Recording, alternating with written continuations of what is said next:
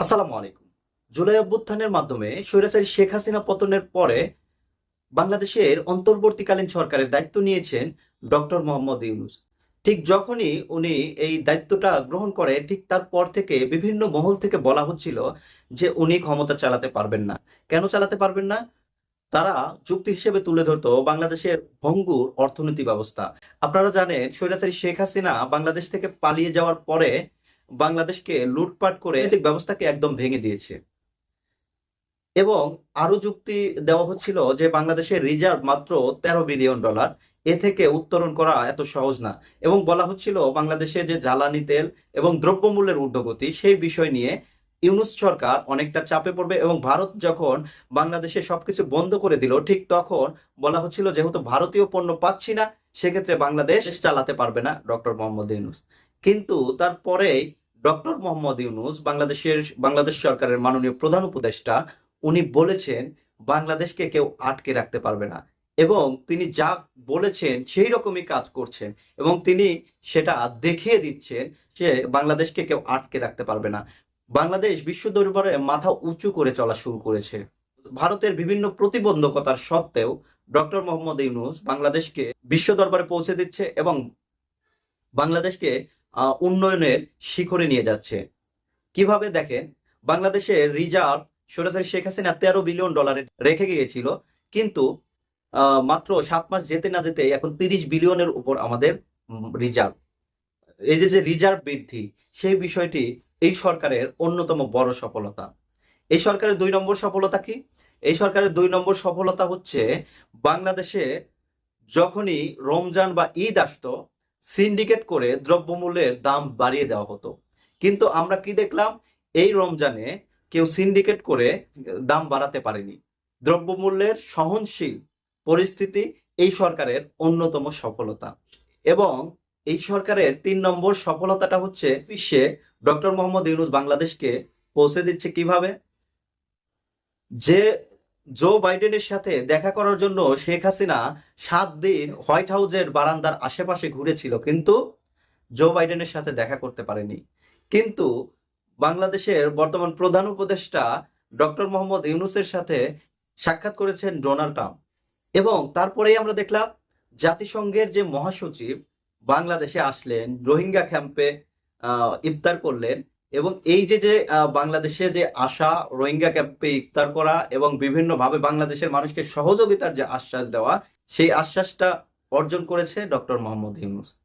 অপরদিকে আপনারা দেখেন এই যে চীন সফর, ভারতের চোখ রাঙানিকে উপেক্ষা করে ডক্টর মোহাম্মদ ইউনূস চীন সফরে গিয়েছেন এবং সেখানে লাল গালিচা সংবর্ধনা পেয়েছেন। এবং চীনের president Xi Jinping doctor Mohammad ইউনূসকে নেওয়ার জন্য নিজস্ব বিমান পাঠিয়েছে। এটা নিয়ে অনেকে অনেক ধরনের প্রপাগান্ডা চালাচ্ছে, এই বিমান ভালো ছিল না, অমুক তমুক নানান কথা বলছে এই আওয়ামী লীগের প্রপাগান্ডা বাহিনী। কিন্তু এই যে যে সম্মান, এই সম্মানটা স্বৈরাচারী শেখ হাসিনা কখনো পায়নি। এই জন্যই ডক্টর মোহাম্মদ ইউনূসের ওপর স্বৈরাচারী শেখ হাসিনার এতটা ক্রোধ ছিল। সেই ক্রোধের কারণটা ছিল তার এই যে জনপ্রিয়তা। এবং আপনারা জানেন এই যে যে রোহিঙ্গারা বাংলাদেশে এসেছে, দীর্ঘ 10 বছর হয়ে গেল। এই 10 বছরে রোহিঙ্গা প্রত্যাবাসনের বিষয়ে স্বৈরাচারী শেখ হাসিনার কোনো কাজ আছে? কোনো কাজ তিনি করেননি। কেন করেননি? কারণ তিনি নোবেল প্রাইজ পেতে চেয়েছিলেন, কিন্তু এই জন্য তিনি দেশের যে একটা সমস্যা সেই সমস্যার সমাধান করেননি মানে করতে পারেননি। এখন ডক্টর মোহাম্মদ ইউনূস আসার পরে বাংলাদেশে যেভাবে রোহিঙ্গাদের প্রত্যাবাসনের জন্য জাতিসংঘ মহাসচিব বিভিন্নভাবে বাংলাদেশকে আশ্বস্ত করে গেছে। যুগান্তরের একটা নিউজ এখানে বলছে রোহিঙ্গাদের জন্য প্রায় $100 কোটি সহায়তা চেয়েছে জাতিসংঘ। মানে এই যে রোহিঙ্গাদের জন্য এই সহায়তা, এটা আসছে যেটা স্বৈরাচারী শেখ হাসিনার আমলে বন্ধ হয়ে গেছিল। এবং যুগান্তরের আরেকটা নিউজ, জাতিসংঘে রোহিঙ্গা সংকট সংক্রান্ত প্রস্তাব গৃহীত। স্বৈরাচারী শেখ হাসিনার আমলে এই প্রস্তাব গৃহীত হতে পারে নাই, কিন্তু ডক্টর ইউনূস ক্ষমতায় আসা 7 মাসের মধ্যে এই প্রস্তাব জাতিসংঘে গৃহীত হয়েছে।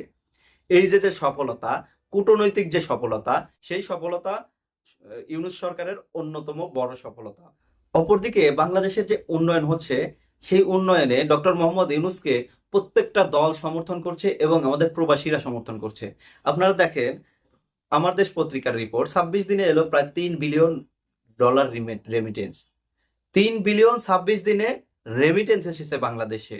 এই যে রেকর্ড করা যে রেমিটেন্স, 1 মাস রেকর্ড করছে, প্রতি পরের মাসে আবার এটাকে ছাড়িয়ে যাচ্ছে, এই যে রেকর্ড করা রেমিটেন্স বাংলাদেশে, সেই বিষয়টা ডক্টর মোহাম্মদ ইউনূস আছে বলেই সম্ভব হচ্ছে। ডক্টর মোহাম্মদ ইউনূস ছাড়া যে কেউ ক্ষমতা গ্রহণ করলে এতদিন টিকতে পারতো না। যেভাবে ভারত সংখ্যালঘু কার্ড খেলে বাংলাদেশকে অস্থিতিশীল করার চেষ্টা করেছিল এবং তৎকালীন প্রধান বিচারপতিকে দিয়ে ডক্টর মোহাম্মদ ইউনূসকে ফেলে দেওয়ার চেষ্টা করেছিল, ডক্টর মোহাম্মদ ইউনূস ছাড়া অন্য কেউ ক্ষমতায় থাকলে তখনই এই সরকারকে এই ভারত র বিভিন্নভাবে ফেলে দিত। আমরা জানি ভারত এবং র এর বিভিন্ন বাহিনী বিভিন্ন জায়গায় লুকিয়ে আছে, কিন্তু একমাত্র ডক্টর ইউনূস সরকার আছে বলেই তারা এইগুলো করতে পারছে না, কারণ ডক্টর মোহাম্মদ ইউনূসের সমর্থন সারা বিশ্বব্যাপী। এখন তাকে কোনোভাবেই ভারত ফেলতে পারছে না, এই জন্য তাদের মিডিয়ায় শুধু ইউনূসকে নিয়ে প্রোপাগান্ডা চালাচ্ছে। ভারতীয় মিডিয়ায় যত প্রোপাগান্ডা চালাবে ততই ডক্টর মোহাম্মদ ইউনূস পপুলার হবে, কারণ ভারতের বিরুদ্ধে বাংলাদেশের 95% মানুষ। সেইখানে ডক্টর মোহাম্মদ ইউনূসকে নিয়ে যত প্রোপাগান্ডা চালাবে ডক্টর মোহাম্মদ ইউনূস তত পপুলার হবে। এই জন্য আমি বলতে চাই, বর্তমান অন্তর্বর্তীকালীন সরকারকে সহযোগিতা করতে হবে। যে সংস্কার সরকার করতে চাচ্ছে সেটাকে করার জন্য তাদেরকে সহযোগিতা করতে হবে, এবং বিভিন্ন দলের পক্ষ থেকে যেভাবে তাদের চাপ প্রয়োগ করা হচ্ছে, সমালোচনা প্রত্যেকটা দল থেকে সরকারের করতে হবে, এটা গণতান্ত্রিক প্রসেসে করতে হবে। কিন্তু সমালোচনাও একটা ভালো দিক, কিন্তু সমালোচনা করতে গিয়ে যাতে এই সরকার কোনোভাবে ক্ষতিগ্রস্ত না হয় সেই বিষয়ে আমাদের লক্ষ্য রাখতে হবে। আর তা না হলে ছাত্র জনতার যে রক্ত অর্জিত স্বাধীনতা, সেই স্বাধীনতা বিফলে যাবে। কারণ ভারত, প্রথম আলো, ডেইলি স্টার বিভিন্নভাবে এই সরকারকে বেকায়দা ফেলার জন্য এক ধরনের চেষ্টা করে যাচ্ছে, যার ফলে আওয়ামী লীগ বিভিন্ন সময় বিভিন্ন রূপে ফিরে আসছে। কখনো ডাকাত হিসেবে আসছে, কখনো রিক্সা চালক হিসেবে আসছে, কখনো সংখ্যালঘু সেজে আসছে, এক এক সময় এক এক বেশে তারা রাস্তায় আসছে এবং বাংলাদেশকে অস্থিতিশীল করার চেষ্টা করছে। তারা যে ধর্ষণ, খুনের রাহাজানি এখনো পর্যন্ত চালিয়ে যাচ্ছে। কেন চালিয়ে যাচ্ছে? যাতে অন্তর্বর্তীকালীন সরকারকে বিতর্কিত করা হয়। তারা যে প্রোপাগান্ডার মেশিন চালু করেছে, সেই প্রোপাগান্ডার মেশিনকে আমাদের ছাত্র জনতার ঐক্যবদ্ধভাবে রুখে দিতে হবে। তা না হলে ডক্টর মোহাম্মদ ইউনূস থাকলে বাংলাদেশ থাকবে, ডক্টর মোহাম্মদ ইউনূস না থাকলে বাংলাদেশ থাকবে না, এটা পরিষ্কার। এই জন্য নির্বাচিত সরকার আসার আগ পর্যন্ত অবশ্যই এই সরকারকে আমাদের সমর্থন দিয়ে যেতে হবে, এবং প্রত্যেকটা রাজনৈতিক দলের উচিত হবে আওয়ামী লীগের প্রশ্নে এই সরকারের পাশে আমাদের দাঁড়াতে হবে, এবং আওয়ামী লীগ নিষিদ্ধের প্রশ্ন বিএনপি সহ অন্যান্য দলের পক্ষ থেকে তুলতে হবে। আওয়ামী লীগ নিষিদ্ধ হবে, ডক্টর মোহাম্মদ ইউনূস সুন্দরভাবে সংস্কার কাজ শেষ করবে এবং একটা সুষ্ঠু গ্রহণযোগ্য নির্বাচন হবে। সেই নির্বাচনের মাধ্যমে যারা ক্ষমতায় যায় তাদের ক্ষমতা তাদের কাছে হস্তান্তর করা হবে। এই জন্য ছাত্র জনতার উদ্দেশ্যে বলবো, আপনারা অবশ্যই এই বিষয়ে সতর্ক থাকবেন যাতে কোনো রকম বিশৃঙ্খলা আওয়ামী লীগ করতে না পারে। আপনারা জানেন, শেখ হাসিনার বক্তব্যে দেখলাম যার হাতে যা কিছু আছে তাই নিয়ে রাস্তায় নামতে হবে। এই যে স্বৈরাচারী শেখ হাসিনা নিজে পালিয়ে গেছে, পালিয়ে গিয়ে তার কর্মীদের মার খাওয়ানোর জন্য রাস্তায় নামিয়ে দিচ্ছে, এবং এই যে মার খাবে সেই বিষয়টা নিয়ে তিনি বিশ্ব দরবারে রাজনীতি করবে, এইটাই শেখ হাসিনার চাওয়া। এই জন্য আওয়ামী লীগের যে কর্মীগুলো আছে তাদেরকে বলবো, পালিয়ে যাওয়া ব্যক্তির কথা শুনে নিজেরা রাজপথে মার খাবেন, লাভবান হবে শেখ হাসিনা। কারণ আপনারা মার খেলেই বিশ্ব দরবারে শেখ হাসিনা রাজনীতি করতে পারে। আপনাদের মার খাইয়ে তার ফ্যামিলি, তার পরিবারকে নিয়ে তিনি বিদেশে পাড়ি দিয়েছে। এই রকম নেত্রী এতদিন দেশ চালিয়েছে। আর এখন বর্তমানে বাংলাদেশে যিনি ক্ষমতায় আছে, ইনি বিশ্ব দরবারে বাংলাদেশের মাথাকে কতটা উঁচু করেছে।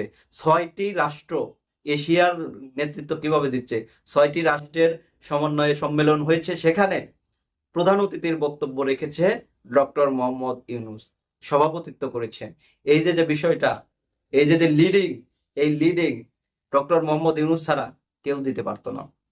এই জন্য তার পাশে আমাদের দাঁড়াতে হবে। ভালো থাকবেন সবাই। আসসালামু আলাইকুম।